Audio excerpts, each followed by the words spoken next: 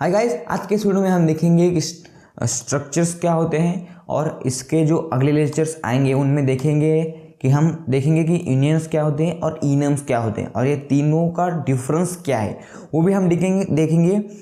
लेकिन आज के इस वीडियो में हम सिर्फ देखेंगे कि स्ट्रक्चर्स क्या होते हैं, इसका जो मेन पार्ट है और which is how to apply structures in a function. मतलब हम फंक्शन में या फंक्शन को स्ट्रक्चर में कैसे यूज़ करते हैं, कैसे अप्लाई करते हैं, कैसे प्रिंट करते हैं और जो भी स्ट्रक्चर्स है उनको कैसे यूज़फुल और आसान बनाते हैं। तो हम इस वीडियो में देखेंगे पूरा डिटेल में स्ट्रक्चर्स को। वीडियो में बने रहे। अगर आप चैनल में नए हैं तो सब्सक्राइब जरूर से कर देना। तो चलिए देखते हैं स्ट्रक्चर्स क्या होते हैं। Structures in C++। Structures is a compound data type that contain a different variable of a different type। मतलब स्ट्रक्चर क्या है? एक डिफरेंट टाइप का कंपाउंड, वो कंटेनर है, समझ सकते हैं आप ऐसे कंटेनर की तरह। वो क्या करता है? डिफरेंट टाइप के वेरिएबल को स्टोर करता है। डिफरेंट टाइप के वेरिएबल को स्टोर करता है मतलब सपोज जैसे इंटीजर, सपोज कैरेक्टर, स्ट्रिंग, ये क्या है? डिफरेंट टाइप के इंटीजर्स हैं, सॉरी डेटा टाइप्स है या वेरिएबल्स। वेरिएबल्स भी आप उसको बोल सकते हैं। लेकिन इन सब को स्टोर करता है किस में? स्ट्रक्चर्स में। जैसे हमने एरेज में देखा था, एरेज को हम कब इस्तेमाल करते थे? तब जब हमें सपोज इंटीजर के कुछ ग्रुप हमें बनाना है, मतलब सेम डेटा टाइप है।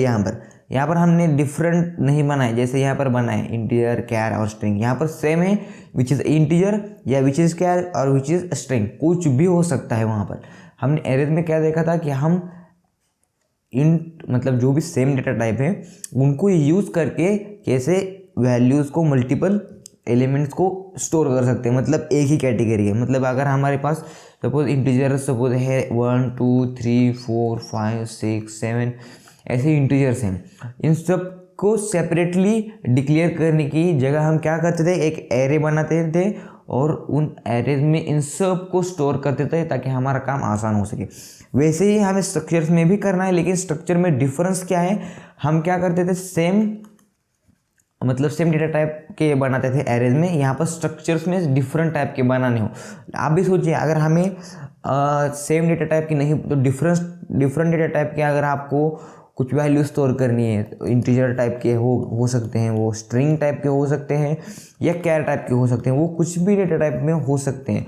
उन सबको अगर आप एक ही जगह स्टोर करना चाहते हो तो हम क्या यूज़ कर सकते हैं? स्ट्रक्चर को यूज़ करके उन्हें स्टोर कर सकते हैं। आई होप आपको जो बेसिक है स्ट्रक्चर्स का, मतलब स्ट्रक्चर को कैसे और क्यों इस्तेमाल किया जाता है वो आपको पता चल गया होगा। लेकिन कैसे इस्तेमाल करते हैं वो आगे देखेंगे हम।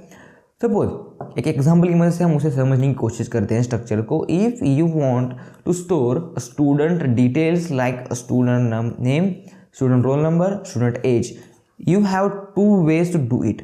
मतलब हमें क्या करना है? अगर हमें स्टूडेंट्स के रोल नंबर, स्टूडेंट की एज और स्टूडेंट का नेम स्टोर करना है तो हमारे पास 2 तरीके हैं उनको डिक्लेयर करने के लिए, या 2 तरीके हम समझ सकते हैं उनको यूज़ करने के लिए। तो फर्स्ट क्या है?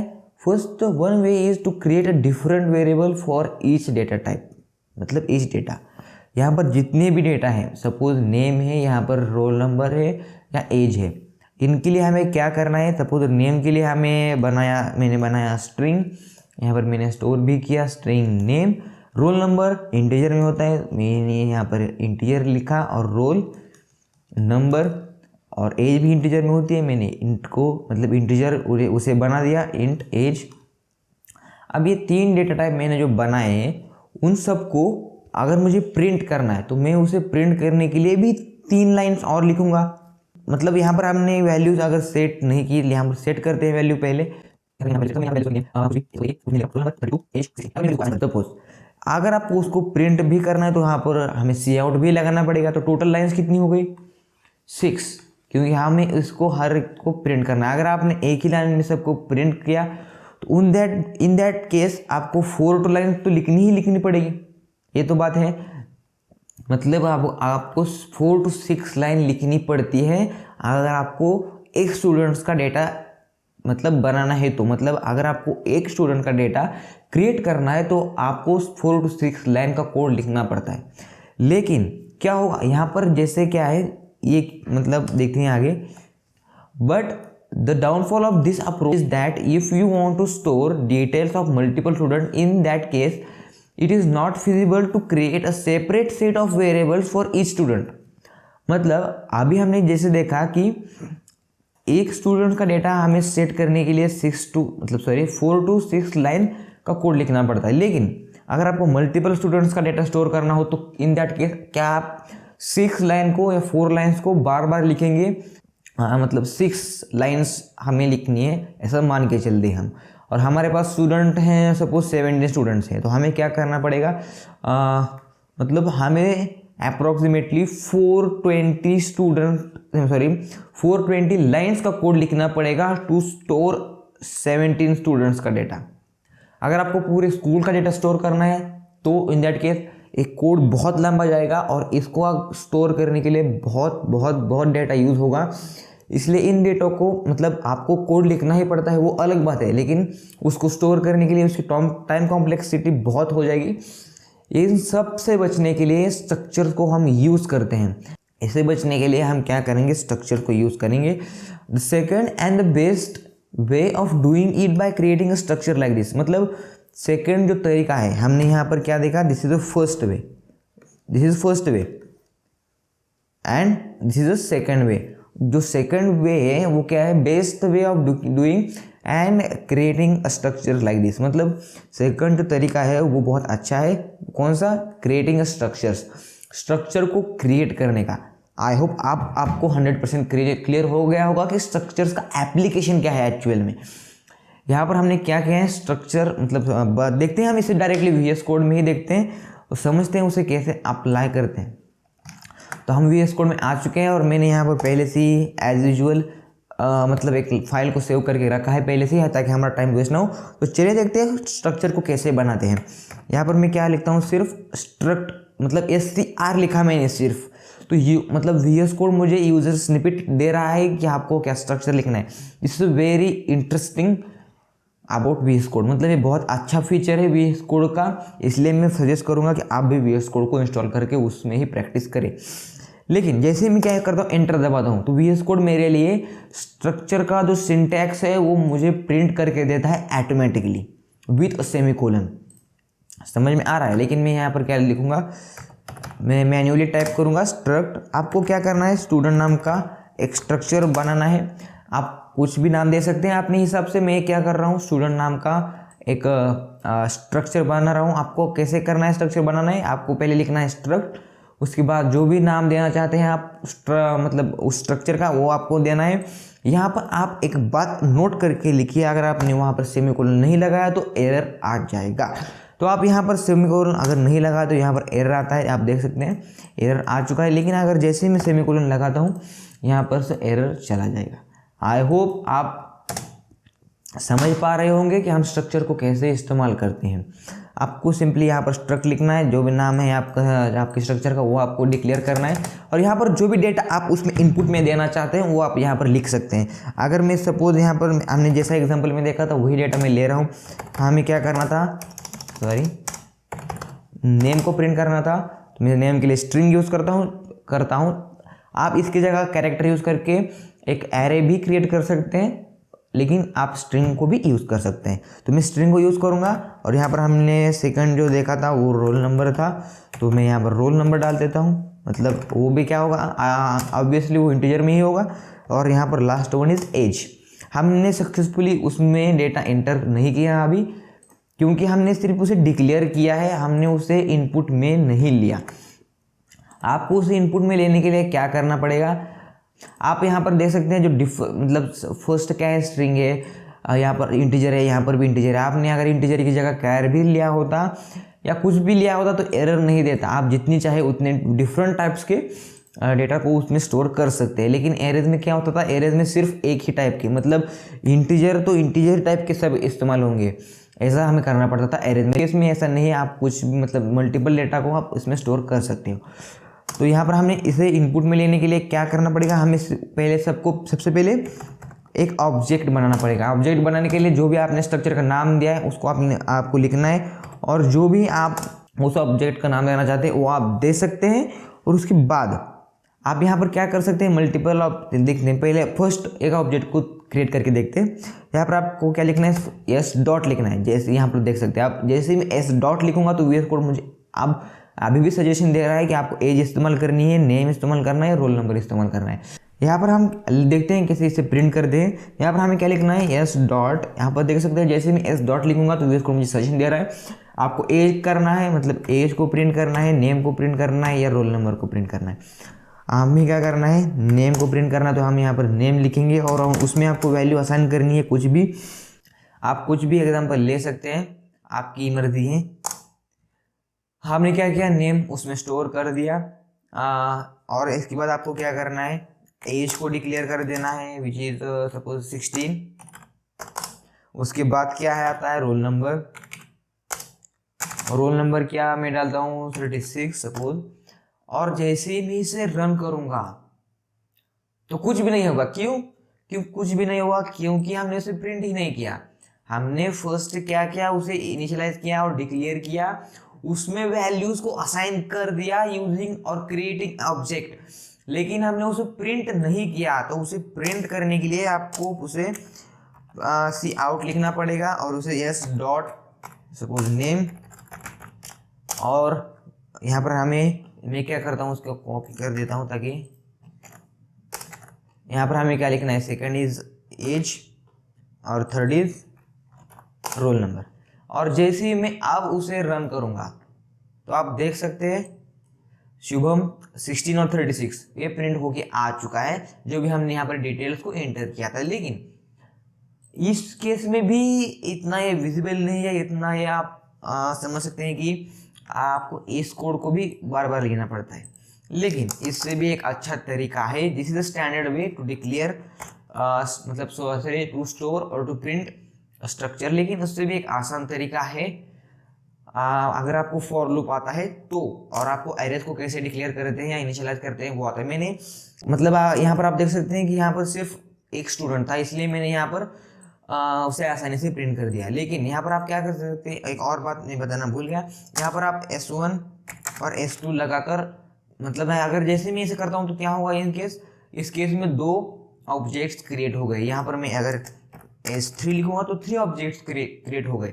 लेकिन सिर्फ यहाँ पर एक स्टूडेंट का डेटा प्रिंट करने के लिए इतना लाइन्स लिखनी पड़ती है। अगर मैं यूजर से लेता तो लाइन्स और पड़ती, तो आप समझ सकते हैं कितनी ज़्यादा हमें लाइन्स लिखनी पड़ती है। लेकिन इससे भी अच्छा तरीका है क्या है, using a combination of structures, arrays and for loop. इन तीनों का साथ में इस्तेमाल करके आप इससे भी कम लाइन्स को लिखकर इससे ज़्यादा डेटा आप उससे पा सकते हैं।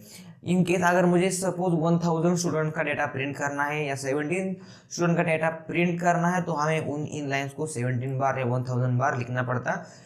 तो उन सबसे बचने के लिए हम क्या करेंगे, पहले तो जो भी हमारा नाम है स्ट्रक्चर का वो लिखेंगे। उसके बाद एक एरेज को डिक्लेयर करेंगे। आप यहाँ पर आप ध्यान से देखिए, यहाँ से बहुत इंपॉर्टेंट है, मतलब कितने स्टूडेंट को प्रिंट करना है, कितने साइज का एरे बनाना है।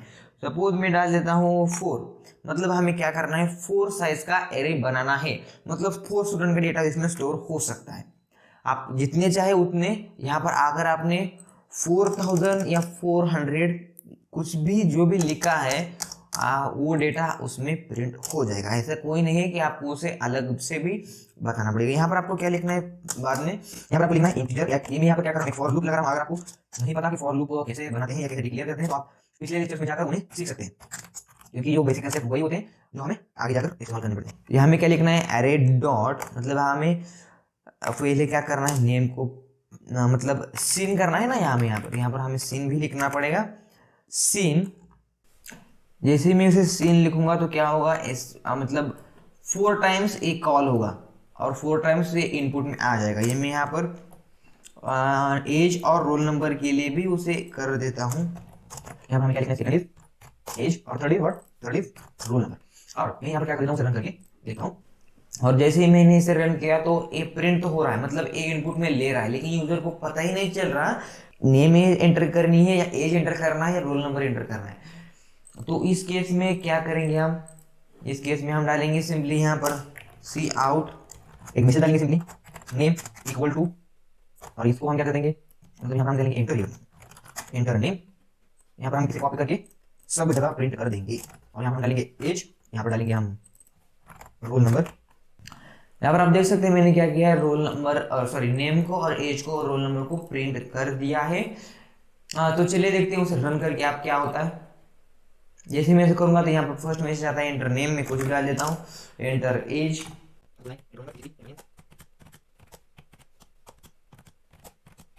यार आप देख सकते हैं मैंने सब जब उसे एंटर किया तो वो प्रिंट नहीं हो रहा। क्यों? क्योंकि हमें प्रिंट अलग से करना पड़ेगा, वो उसमें भी प्रिंट नहीं होगा। यहाँ पर मैं जैसे ही वैल्यूज को एंटर करता हूँ तो हमें प्रिंट करने के लिए एक और फॉर लूप बनाना पड़ेगा। तो उसमें हम क्या करेंगे, एक फॉर लूप बनाएंगे, int I is equal to 0 to what, I is less than equal to 4। एक हम एक फॉर लूप बनाएंगे, उसमें क्या करेंगे, हम फॉर लूप बना के फर्स्ट तो हमें एरेज को मतलब एरेज को प्रिंट करना है, तो हमें लिखेंगे एरेज डॉट, मतलब हमें यहाँ पर आउटपुट लेना है ना, इसलिए हम क्या लिखेंगे, सी आउट।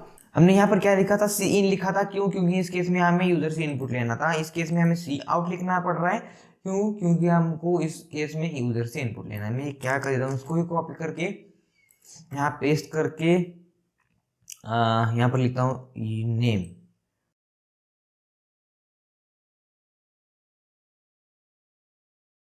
मैं क्या कर देता हूँ, सीन की जगह मैं सिर्फ सी आउट उसमें डाल देता हूँ, ताकि हमारा इनपुट है वो प्रिंट हो सके।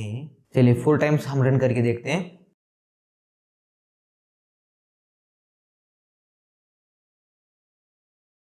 यहाँ पर आप देख सकते हैं कि जो भी डेटा था वो प्रिंट होके आ चुका है।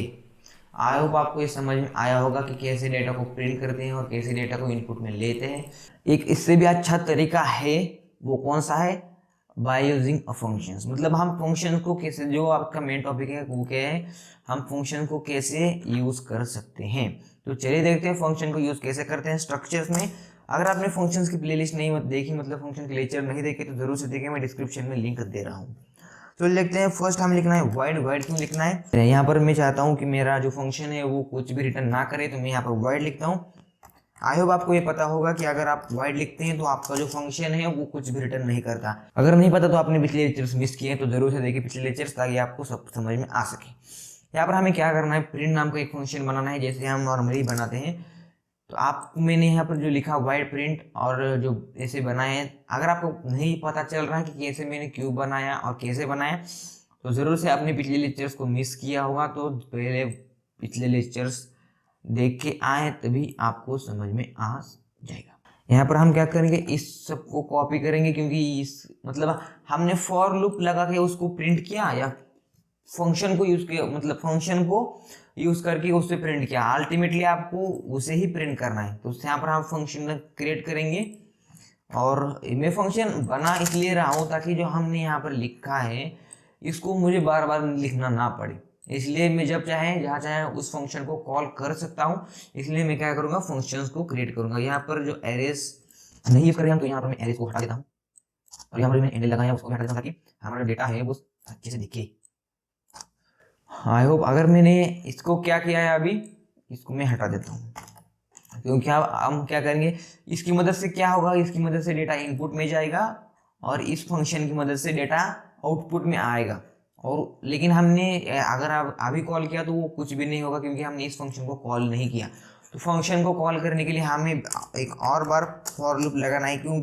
आप डायरेक्टली भी उसे कॉल कर सकते हैं, लेकिन अगर सपोज मैंने यहाँ पर 4 स्टूडेंट का एग्जांपल लिया है, अगर यहाँ पर सपोज 70 स्टूडेंट्स होते या 1000 स्टूडेंट होते, तो क्या आप हर स्टूडेंट के लिए डिफरेंट टाइम्स मतलब डिफरेंट फंक्शन कॉल करते हैं? तो अगर आपको बहुत डिफिकल्ट जाता है अगर आप ऐसे करते हैं, तो इसलिए हम क्या करेंगे, फॉर लूप लगाएंगे। यहाँ पर लिखेंगे int I is equal to 0 to I is less than 4। Sorry, यहाँ पर हमें यहाँ पर आई प्लस प्लस, और यहाँ पर हमें डायरेक्टली कॉल करने के लिए पहले लिखना पड़ेगा आई एरेज का नाम, और यहाँ पर हमें लिखना है, यहाँ पर आप देख सकते हैं मैं एरेज आई जैसे ही लिखता हूँ इसको मुझे सजेशन दे रहा है। लेकिन इस केस में देख सकते हैं हम जो प्रिंट है वो क्या है, एक फंक्शन है। देख सकते हैं VS कोड फंक्शन को अलग से इंडिकेट कर सकते हैं। आप यहाँ पर देख सकते हैं इसका जो साइन है वो डिफरेंट है, मतलब जो सिंबल है, और जो भी वेरिएबल से डेटा टाइप से उनका जो सिंबल है वो अलग है, और फंक्शन का सिंबल अलग है। आपको क्या करना है, उसे प्रिंट कर देना है। आप जैसे ही हम रन करेंगे,